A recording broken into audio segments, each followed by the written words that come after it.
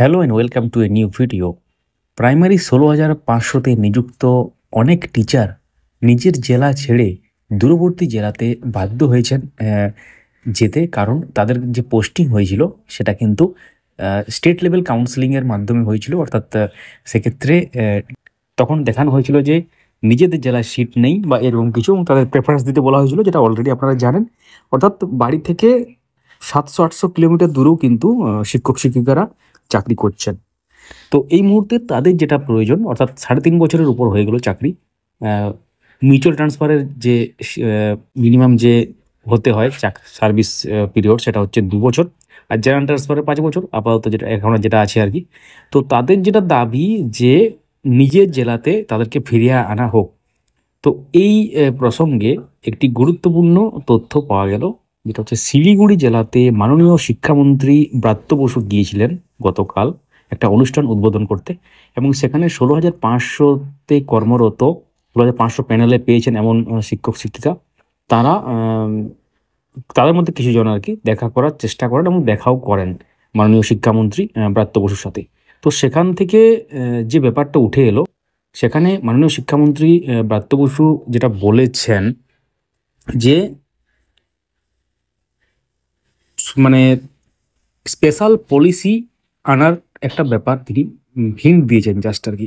এখন দেখার বিষয় এটা কতটা কার্যকরী হয় পরবর্তী ক্ষেত্রে। অর্থাৎ মিউচুয়াল ট্রান্সফারের ক্ষেত্রে তাদের খুব একটা সুবিধা হবে না, এবং তার সাথে জেনারেল ট্রান্সফারের যে মিনিমাম যে ক্রাইটেরিয়া, যেটা হচ্ছে সার্ভিস পিরিয়ড 5 বছর হতে হবে, সেটাও কিন্তু তাদের কমপ্লিট হয়নি। তো যখন মাননীয় শিক্ষামন্ত্রী ব্রাত্য বসুকে এই ব্যাপারটা বলা হয় যে আমরা দূরবর্তী জেলাতে কর্মরত এবং বাড়ি থেকে অনেক দূরে আছি, অনেক দূরত্বে আছি, তো তখন তিনি উচ্চশ্রী পোর্টালের ব্যাপার বলতে যান, এবং তখন শিক্ষক শিক্ষিকারা যারা গিয়েছিলেন তারা বলেন যে যেহেতু ওই ক্রাইটেরিয়া এখনও মিট করছে না, এবং আরও অনেক কিছু সেখানে ব্যাপার কথা হয় আর কি।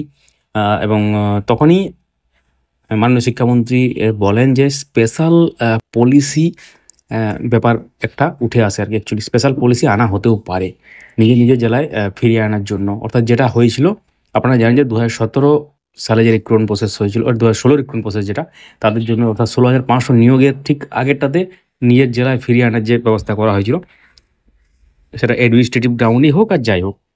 তো এটা একটা ভালো খবর যদি এটা ইমপ্লিমেন্ট হয় বা খুব তাড়াতাড়ি ব্যাপারটা আসে, স্পেশাল পলিসি অর্থাৎ নতুন রিক্রুটমেন্ট প্রসেসের আগে যদি আসে, খুবই ভালো ব্যাপার। তো এই খবরটা আমরা গতকালই আমাদের সোশ্যাল মিডিয়া পেজে দিয়েছিলাম যে 16,500-তে নিযুক্ত যারা দূরবর্তী জেলায় কর্মরত তাদের নিজের জেলায় ফিরিয়ে আনার জন্য স্পেশাল পলিসি আনা হতে পারে। তো সেই সংক্রান্ত বিস্তারিত ভিডিও এটা হলো।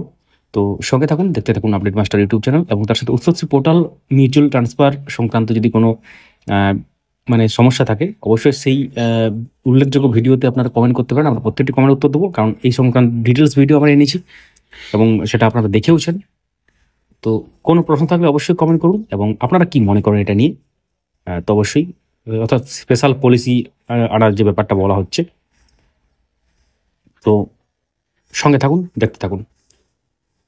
Thank you so much for watching.